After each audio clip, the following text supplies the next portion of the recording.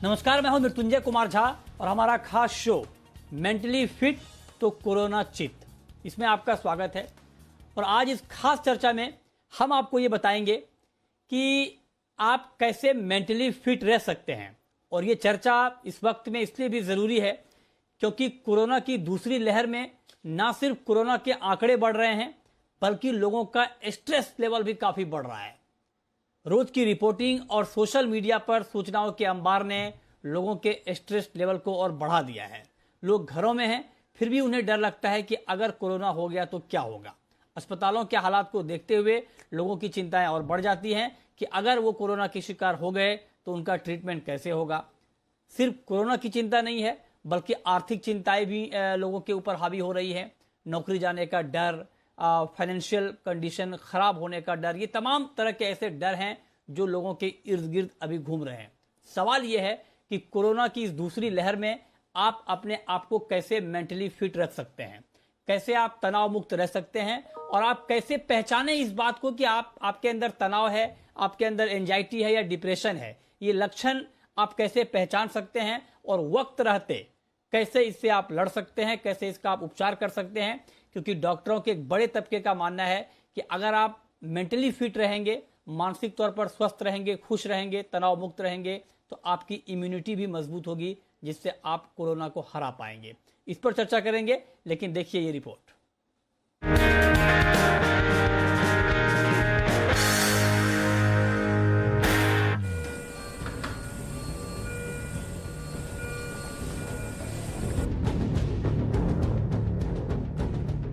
देश में कोरोना बेकाबू रफ्तार से बढ़ रहा है।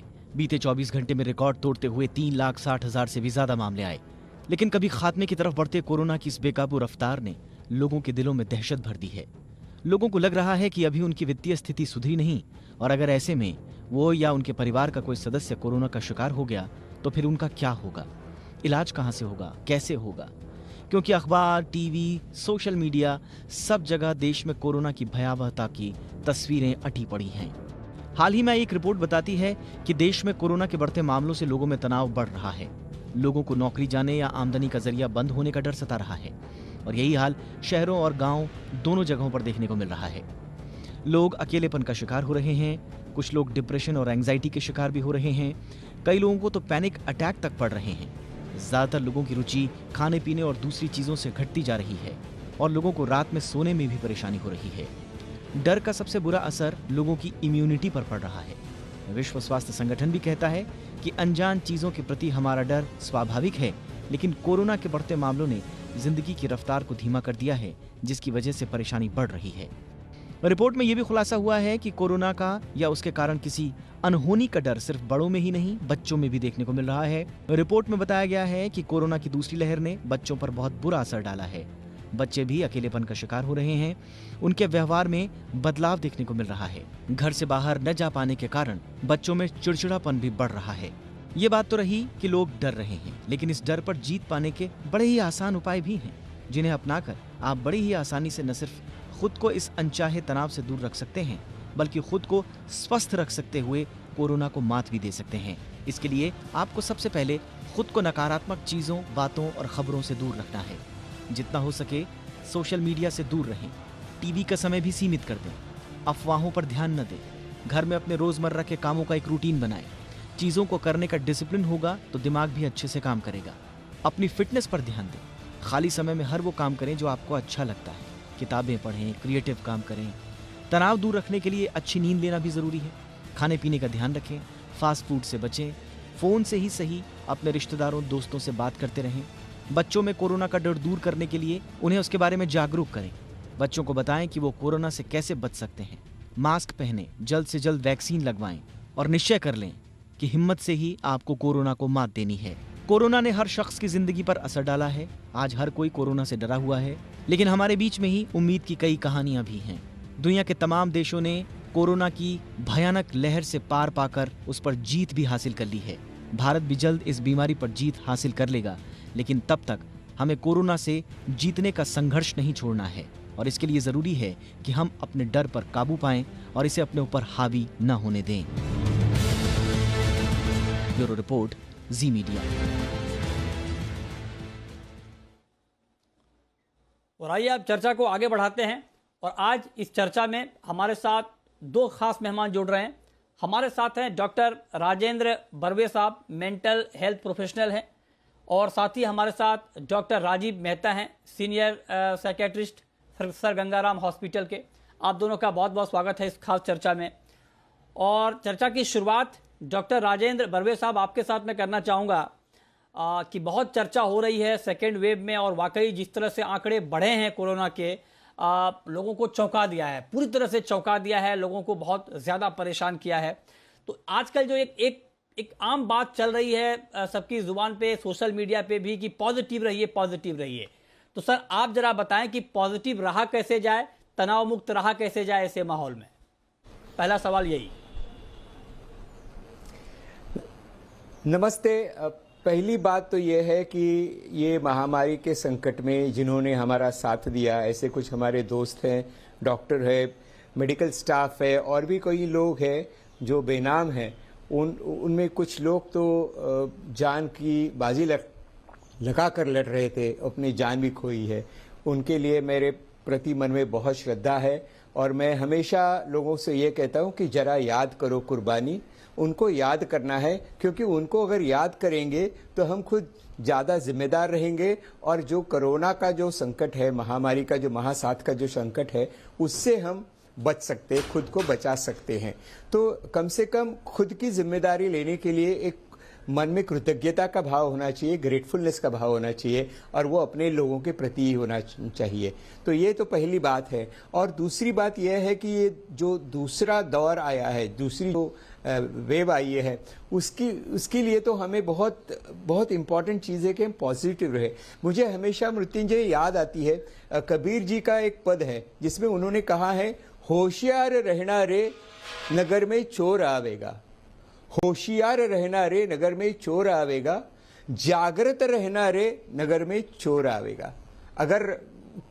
अगर आज कबीर जी होते तो जरूर कहते, होशियार रहना रे नगर में दूसरी बार कोविड आएगा, जागृत रहना रे नगर में दूसरी बार कोविड आएगा। तो ये नगर कौन सा है? ये नगर अपना शहर नहीं, अपनी बॉडी है, आपकी खुद की मन है, आपका मस्तिष्क है, अपनी पूरी फिजिक है, इसमें ही कोरोना आ सकता है। और उन्होंने बहुत दो इंपॉर्टेंट शब्द जो पॉजिटिव है इसका इस्तेमाल किया है। उन्होंने कहा है कि होशियार रहना है और जागृत रहना है, दोनों वेरी वेरी पॉजिटिव वर्ड्स है। होशियार का मतलब यह है कि आपको अटेंटिव रहना है, कि हम 24 घंटे जो हमारे लिए जो नियम है उसका हम पालन करें, कि भीड़ में नहीं जावे, हमेशा मास्क पहने, हाथ धोना है और डिस्टेंस रखना है। इतनी 4 चीजें रखने के लिए हमें होशियार रहना है। और जागृत इसके लिए होना चाहिए कि अगर हमारे मन में निगेटिव थॉट्स आएंगे तो उनको टालना चाहिए और हमेशा पॉजिटिव सोचना चाहिए। पॉजिटिव का मतलब क्या है? पॉजिटिव का मतलब इतना ही है कि धीरज रखना, शांत रहना। और इस हमारी शांति ढल जाती है क्योंकि हम सोशल मीडिया पे ऐसी चीज देखते हैं जो सिर्फ स्टैटिस्टिक्स होती है। हम ऐसी चीजें नहीं देखते कि कितने लोग बच गए, कितने लोगों ने अपनी जान संवारी है, कितने लोगों ने एक दूसरे की मदद करी है। ये हम नहीं देखते और सिर्फ हम निगेटिव बात देखते, निगेटिव चीज देखते। ये तो बिल्कुल गलत बात है। इसलिए हमारे मन में पॉजिटिव थॉट्स रहने चाहिए। और पॉजिटिव थॉट्स रखने के लिए हमें क्या करना चाहिए? एक तो पहले मैंने कहा जैसे ग्रेटफुलनेस बहुत इंपॉर्टेंट चीज है, जिम्मेदारी लेना वेरी इंपॉर्टेंट चीज, धीरज रखना वेरी इंपॉर्टेंट चीज, करुणा रहना मन में रहनी चाहिए, कंपैशन रहना चाहिए। अपना जितना हो सकता है उतना लोगों की आपको मदद करनी है।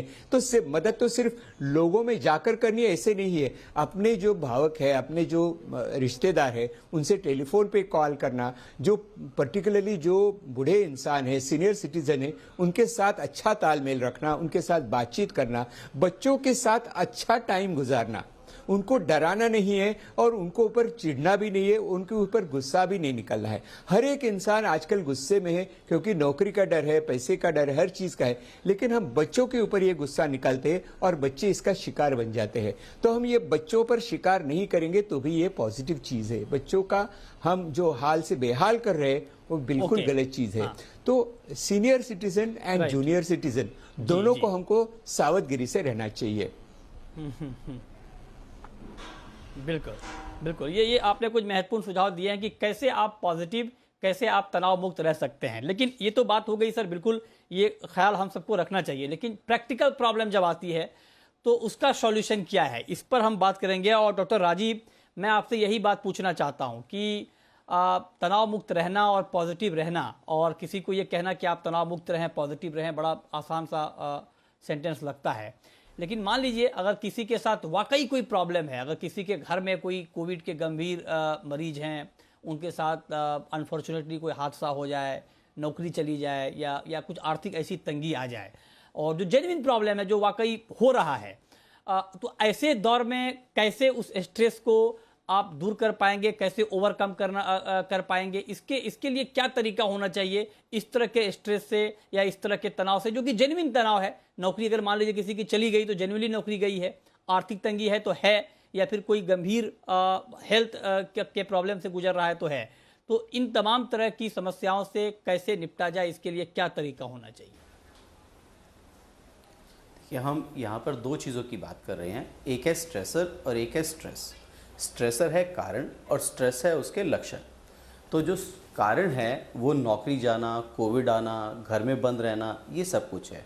तो उसके कारण जो बिहेवियर चेंज हुआ उसको हम कहते हैं स्ट्रेस। तो उसके एक बार हम लक्षण समझते हैं। लक्षण क्या है कि उसके अंदर डिप्रेशन आता है, एंग्जाइटी आता है, जनरलाइज एंग्जाइटी आता है, फोबिया आता है और बाकी तरह की बीमारियाँ आती हैं। उसके लक्षण होते हैं मन उदास रहना, परेशान रहना, चिड़चिड़ा रहना, एक ही बात दिमाग में घूमते रहना, नींद कम, भूख कम, सेक्स की इच्छा कम, कॉन्फिडेंस कम हो जाना, रोना, हमेशा एक चिंता लगे रहना, क्या होगा, कैसे होगा, सब ठीक होगा, नहीं होगा, हम कुछ कर पाएंगे, नहीं कर पाएंगे, नौकरी दोबारा लगेगी, नहीं लगेगी, आर्थिक तंगी पूरी होगी, नहीं होगी। तो ये बहुत तरह के लक्षण हैं। जब ये लक्षण थोड़े समय के लिए हो तो हम कहते हैं ये टेम्परेरी स्ट्रेस है। जब वो लगातार चलते रहते हैं लक्षण और आपकी सामाजिक और व्यावसायिक ज़िंदगी पे असर डालने लगते हैं, मसलन जैसे अभी हमारे सर ने कहा कि गुस्सा बहुत ज़्यादा बढ़ गया, अगर वो गुस्सा इतना बढ़ गया कि दूसरों को मारने पर, गुस्सा करने पर और आपके अंदरूनी रिश्ते ख़राब होने लग गए हैं, तो ये एक तरह से बीमारी बन गई है। तो जब वो बीमारी बन गई है तब हम क्या करें और उसके प्रिवेंशन के लिए क्या करना चाहिए, ये दो अलग अलग चीज़ें हैं। प्रिवेंशन के लिए स्टेप्स अभी उन्होंने बताए। दूसरा इशू बेस्ड है कि हम उसकी स्टॉक टेकिंग करें। मान लो कि घर में बीमारी है तो हम नॉलेज रखें, जानकारी रखें कि क्या क्या इस वक्त क्या बीमारी है और उसके कैसे बढ़ने या कैसे कम होने के चांसेस हैं। आर्थिक तंगी आ गई है तो हम स्टॉक टेकिंग करें कि हमारे पास रियली में बहुत ज़्यादा पैसे की कमी आ गई है, हमारा लाइफस्टाइल इतना लग्जीरियस हो गया कि पैसे की कमी है, क्या हम बेसिक लाइफस्टाइल से ज़िंदगी चला पाएंगे या नहीं चला पाएंगे, क्या हम थोड़ा सा डिवोट करके अपनी ज़िंदगी चला सकते हैं या नहीं चला सकते। तो वो स्टॉक टेकिंग करना है, चाहे वो बीमारी है, चाहे वो आपके रिश्ते हैं, चाहे वो समय है, चाहे वो आर्थिक तंगी है। तो अक्सर हमने देखा है कि आर्थिक तंगी के वक्त जीवन तो है पर जीवन शैली जब कम होती है तो दिक्कत होती है। तो हम जीवन शैली को बाद में बना सकते हैं अगर हमारा जीवन संभला रहे तो। ये हो गई प्रिवेंशन की बात। इसके बाद हम आते हैं बीमारी की बात। अगर वो बीमारी बन गई है तो हमें मेंटल हेल्थ प्रोफेशनल्स की ओर जाना है। बहुत सारी मिथ्याएं होती हैं। अगर मैं सिंपल सा उदाहरण लूँ कि किसी को सिर पे चोट लगे तो उसका बिहेवियर चेंज हो जाता है, तो इसका मतलब हमारा बिहेवियर ब्रेन के कुछ केमिकल से चल रहा है। तो हमें उस वक्त मेडिसिन लेने की ज़रूरत होती है जो कि हमारे ब्रेन के केमिकल्स होते हैं और कुछ नहीं होता। जैसे कैल्शियम कम हो जाता है, इसी तरह से ब्रेन के जब केमिकल्स कम हो जाते हैं तो मानसिक बीमारियां आ जाती हैं। तो हमें वो बीमारियों की दवाई बाहर से लेनी है, किसी साइकेट्रिस्ट से मिलना है। उससे हम बारिश तो नहीं रोक पाएंगे पर बारिश के लिए एक छाता ज़रूर मिल जाएगा कि आपकी सहन शक्ति और टॉलरेशन थोड़े समय के लिए बढ़ जाए। ठीक है, तो ये आपने समझाया कि क्या लक्षण होते हैं और जिसके आधार पर आप ये तय कर पाएँ कि आपको ट्रीटमेंट क्या लेना है। लेकिन राजेंद्र बर्वे जी, एक महत्वपूर्ण सवाल सर मैं आपसे ये पूछना चाहता हूँ, क्योंकि आप मेंटल हेल्थ प्रोफेशनल हैं, एक्सपर्ट हैं। आप जरा सर 3-4 ऐसी बड़ी बातें हमें बताएं जिससे हम मेंटली हेल्दी रह पाएँ। और जब मैं मेंटली हेल्दी की बात कर रहा हूँ तो नॉर्मल स्थिति में नहीं, अगर मान लीजिए इस तरह की चिंताएं हमारे आसपास हैं, नौकरी जाने का डर या हेल्थ को लेकर कोई डर या आगे के फ्यूचर को लेकर कोई डर, इन तमाम तरह के डर से जब हम घिरे हुए हैं तो इसके बीच में हम मेंटली फिट रह पाएँ, मेंटली हेल्दी रह पाएँ, इसके लिए सर 3-4 बड़े तरीके क्या क्या होने चाहिए, क्या करना चाहिए हमें? इसके दो फॉर्मूले मेरे पास है। एक तो है जिसको हम कहते हैं कि माइंडफुलनेस, जिसका मतलब ये है कि हम पूरी तरह से एक ऐसी कंडीशन में रहते हैं जहां हम खुद को देखते हैं, जैसे हम विटनेस करते हैं कि मेरे मन में कौन से विचार आ रहे हैं, दुख के विचार आ रहे हैं, चिंता के विचार आ रहे हैं, अग्रेशन आ रहा है या उदासी आ रही है। और अब जब हम इस चीज को देखते हैं तो हम इस चीज से थोड़ा सा अलग हो जाते हैं, डिस्टेंस रखना शुरू कर देते। जैसे आप बहती नदी के किनारे अगर खड़े रहेंगे तो आप पानी में नहीं है, आप बहता हुआ पानी देखेंगे। तो जिस तरह से बहता हुआ पानी हम देखते हैं किनारे पे खड़े रह के, वैसे हम अपने मन को देख सकते हैं कि ये सब विचार आ रहे हैं, जा रहे, आ रहे, जा रहे। हमारी मन में भावना है वो जो आ रही है और निकल रही है। ये जो एक भाव मन में पैदा होना चाहिए, जिसको अब आध्यात्मिक दृष्टि से उसको साक्षी भाव कहते हैं, ये बढ़ाना बहुत जरूरी है, बहुत इंपॉर्टेंट है। इसके लिए मेडिटेशन, योगासन की बहुत बहुत इंपॉर्टेंट चीज है। जैसे आपको पता है कि प्राणायाम है, अभी तो ये भ्रमरी जो प्राणायाम है इसके बारे में बहुत कुछ लोग बोल रहे हैं कि नाइट्रस ऑक्साइड से ये बीमारी कम हो सकती है क्योंकि वो वायरस उसमें नहीं टिक सकते। तो ये सारे अपने पास ये नुस्खे हैं जिसका हम इस्तेमाल कर सकते हैं। और एक माइंडफुलनेस ने हमें पता चलता है कि अगर चिंतित हो रहे तो वो भविष्य के लिए चिंतित हो रहे, या हम रिग्रेट कर रहे कि शायद मैं ऐसा करता था अच्छा होता, शायद मैं ये कदम नहीं उठाता तो अच्छा होता, ये करूंगा तो आगे क्या होगा। तो हमारा जो मन है हमेशा भटकते रहता है। जब भटकते हैं मन तो वो दुखी रहता है। तो ये भटकता हुआ जो मन जब हम स्थिर करते हैं, एक जगह पे बैठ जाते हैं और एक मन को एक जगह पे लाते हैं, तो हमारी जो तकलीफ है, जो स्ट्रेस है, जो अंदर है, जैसे सर ने बिल्कुल सही कहा, स्ट्रेसर तो बाहर है लेकिन स्ट्रेस अंदर है। ये स्ट्रेस को हम खुद देख सकते हैं और जैसे हम विटनेस करते हैं, साक्षी भाव से देखते हैं, वैसे ये स्ट्रेस कम होना अपने आप कम हो जाता है। ये तो अनुभव की बात है, ये खुद हर एक इंसान अनुभव कर सकता है कि इस तरह से मेडिटेशन करने से, प्राणायाम करने से, योगासन करने से ये काफी मात्रा में कम हो सकता है। इसके लिए अपने पास है क्या? अपना एक बहुत इंपॉर्टेंट, ये जो अगर वॉर है, एक मिनट में बोलता हूँ, वॉर है उसमें इंपॉर्टेंट अपने पास क्या है, हथियार कौन सा है? तो अपना सांस, अपनी जो सांस जो है वो अगर आप डिप्रेस्ड है, एंग्शियस है, वो बदल जाती है। जब आप मेडिटेशन करते हो, योगासन करते हो या माइंडफुलनेस प्रैक्टिस करते हो, ये सांस जो है उसके ऊपर आप ध्यान देते हैं और आपका मन अपने आप शांत हो जाता है। तो सांस की तरफ ध्यान देने से बहुत कुछ पाया जा सकता है, क्योंकि ये जो सांस है हमारी हमेशा साथ देती है। ओके सर, यस जी, ये बहुत महत्वपूर्ण है कि योग इसमें आपकी बहुत बड़ी मदद कर सकता है मेंटली आपको फिट रहने में। और हम आपको ये बताने की कोशिश कर रहे हैं दो बड़े एक्सपर्ट के जरिए कि आप कैसे मेंटली फिट, मेंटली हेल्दी रह सकते हैं। तो डॉक्टर राजीव मेहता जी, अब मेरा आपसे सवाल सर यही होगा कि अगर कोई स्ट्रेस में रहता है और अगर मान लीजिए कोई एंजाइटी का शिकार है या डिप्रेशन का शिकार है, तो क्या इससे इम्यूनिटी पर कोई इम्पैक्ट पड़ता है? क्या इम्यूनिटी इससे कमज़ोर होती है क्या? देखिए, डेफिनेटली होती है। इम्यूनिटी और स्ट्रेस दोनों का चोली दामन का साथ है।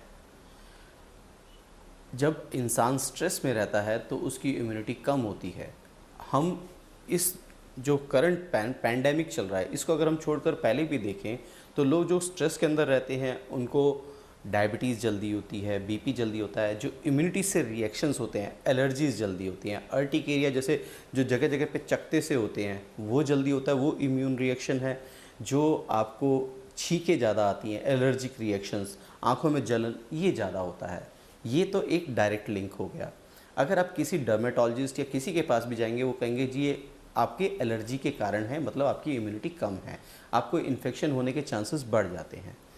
दूसरा जो इनडायरेक्ट प्रूफ है, जो अब रिसेंट स्टडीज़ आ रही हैं और लोग इसको प्रूव कर रहे हैं कि हमारी जो सो कॉल्ड एंटी डिप्रेसेंट है, जिसको मैंने अभी कहा कि हमारे दिमाग के जो न्यूरोट्रांसमीटर है उनको पूरा करने की दवाई है, मतलब एक तरह से ब्रेन टॉनिक है, अगर वो हम 12 हफ्ते तक लगातार देते रहते हैं तो आपके इम्यूनिटी बूस्ट करती है। अभी बहुत सारी स्टडीज़ आई हैं जिसके अंदर ये बताया गया है कि फ्लुवोक्सामीन और बाकी जो साइकेट्री की दवाइयाँ हैं उनसे आपकी इम्यूनिटी स्ट्रांग होती है। तो ये क्लियर कट रिलेशनशिप है कि जब स्ट्रेस होता है तो इम्यूनिटी कम हो जाती है।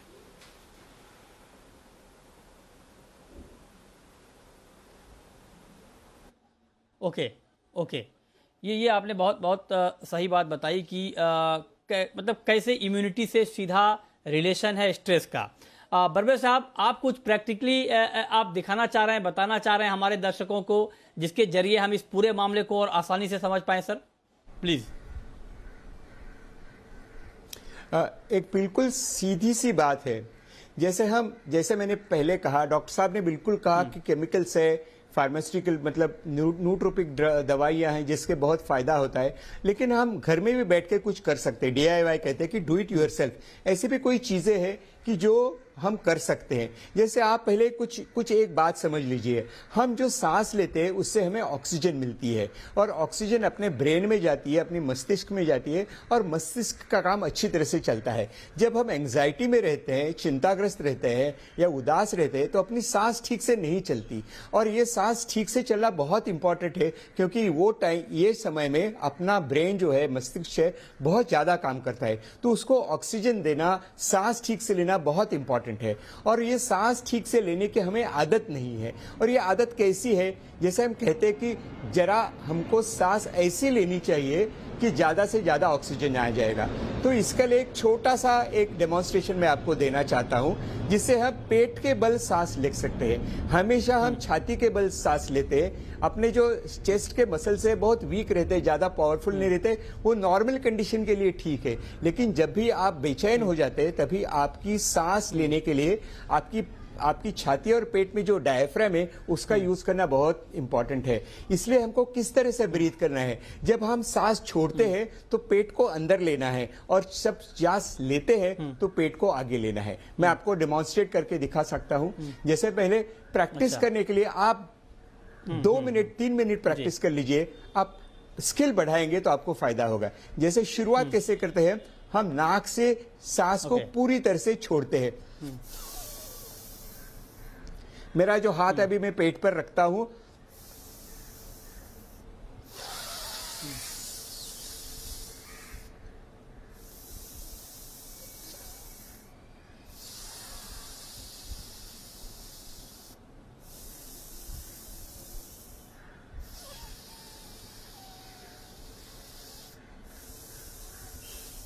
एक बहुत आसान सा तरीका है। हम पेट के बल सांस लेते हैं, जिससे ज्यादा पावरफुल मसल्स है वो सांस के लिए हम इस्तेमाल करते हैं, और अपनी जब सांस छोड़ते हैं तो अपनी जो फेफड़े है उसकी कैविटी जो पूरी खाली हो जाती है, और जब सांस लेते पूरा फुल के लेते, पूरा ऑक्सीजन हम अंदर ले सकते हैं। मैं अभी आपको डेमोन्स्ट्रेशन किया, 5-6 साल सांस में ले चुका हूं, लेकिन अभी मेरे सामने लाइट है, मैं बातचीत कर रहा हूं, एक थोड़ा सा 10% स्ट्रेस लेवल था, लेकिन वो भी चला गया, क्योंकि इतना सीधा सा जो प्रयोग है हम खुद के ऊपर कर सकते हैं, और इससे बहुत फायदा होता है।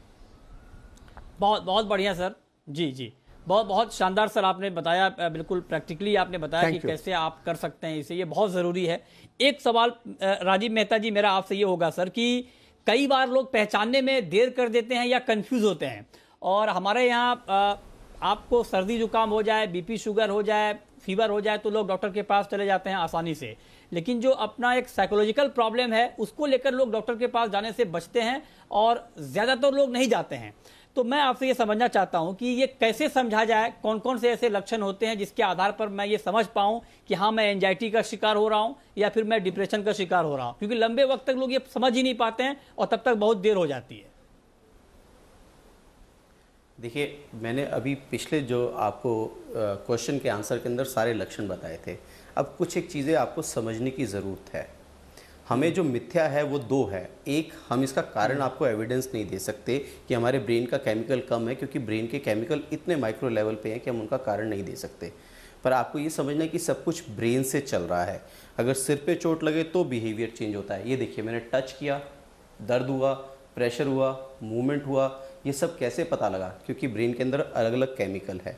इसी तरह से इमोशंस और थॉट्स को चलाने के अलग केमिकल्स होते हैं, जिनकी कमी जब हो जाती है, अगर गाड़ी सीधे रास्ते पे चल रही है तो अलग केमिकल लग रहे हैं, अगर उबड़ खाबड़ रास्ते पे चल रही है तो अलग केमिकल लग रहे हैं। तो जब वो केमिकल ज़्यादा लगते हैं, क्योंकि इन दिनों उबड़ खाबड़ रास्ता है ना, सारा पेंडेमिक का, घर में रहना, सब आर्थिक तंगी और बीमारियां वगैरह, भय का वातावरण, तो ये उबड़ खाबड़ रास्ता है, तो इसके कारण केमिकल्स कम हो गए, पर उस केमिकल की हम कोई जानकारी नहीं दे सकते। अब आए हम डायबिटीज और हाइपरटेंशन पे। ओके। जब डायबिटीज और हाइपरटेंशन होता है, हाँ, मैं पूरा बोल सकता हूँ। जब डायबिटीज और हाइपरटेंशन होता है तो दो स्टेजेस होती हैं, एक प्री डायबिटिक और एक प्री हाइपरटेंसिव।